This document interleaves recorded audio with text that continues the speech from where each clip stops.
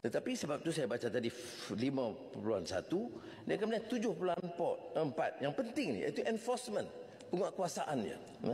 Nothing in this agreement shall constrain or otherwise prevent a party from imposing national tariffs. Betul. Kita boleh kenakan, dia boleh kenakan. But untuk apa? To remedy unfair trade practices, to address import surges, to protect, ini penting, to protect its economic or national security. Ini binding clause bagi kita. Kerana, or for other similar reasons consistent with its domestic law. Saya baru tengok ucapan Perdana Menteri Datuk Seri Anwar Ibrahim di Parlimen semalam. Saya baru tengok tadi.